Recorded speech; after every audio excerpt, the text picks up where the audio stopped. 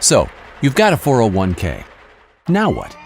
Even if you leave the heavy lifting to the brainiacs at Guided Choice, it's a good idea to know how investing works. And if you're the do-it-yourself type, you need to understand how to invest appropriately. Don't worry, we're not going to show you tons of math. All you need to know to get started is that there are three big types of investments called asset classes: stock, bonds, and cash. Stock is just ownership in a company. There are many ways to classify stock. Two major ones are size, called market capitalization, or CAP, and company location.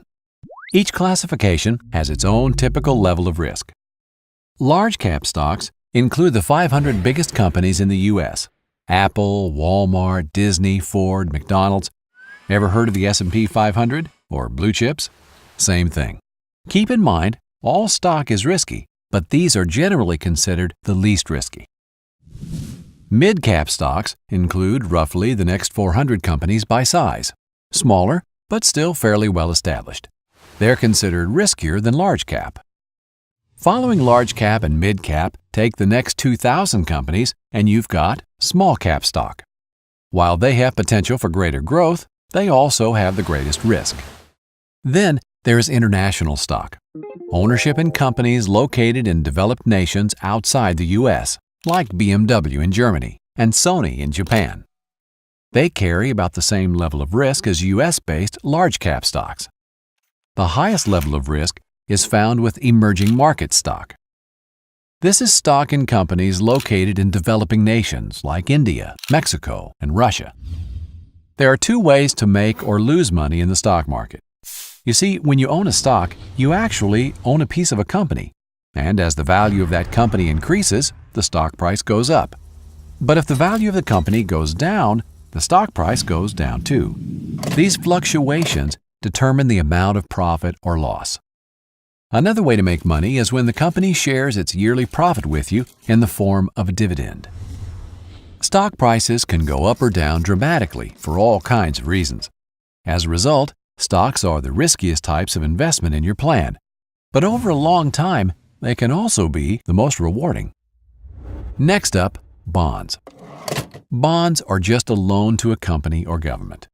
They borrow by selling a bond, which is simply a promise to repay the buyer in a fixed number of years at a fixed interest rate. When you hear about the U.S. government borrowing money, have you ever wondered who they borrow from? Chances are, it's you, through the investments you make in bonds. If interest rates go down after you buy a bond, its value goes up. If interest rates go up, then your bond value will go down. How much the value goes up or down with a change in the interest rate depends on how long the bond is. The longer the bond, the more risk, as the more the value will go up or down with interest rate changes. However, in general, bonds are less risky than stocks. Cash is, well, cash. In a 401k, it's usually available as a money market or stable value fund. Unlike other assets, there's little risk that your money will lose value. But that doesn't mean there's no risk at all. If you hold too much cash, you are at risk that inflation will leave your money worth less compared to everything else. For example, in 1950, a nickel would buy you a Coke. But if you saved that nickel until today, you wouldn't have enough to buy that same Coke. Cash loses value over time. Most people with 401k plans invest in mutual funds. These hold many different individual stocks or bonds chosen by professionals for a given level of risk and potential reward. So, how do you choose the right mix for your specific needs? You may be surprised to hear that according to the majority of corporate pension plans in the world, there really is a single best way.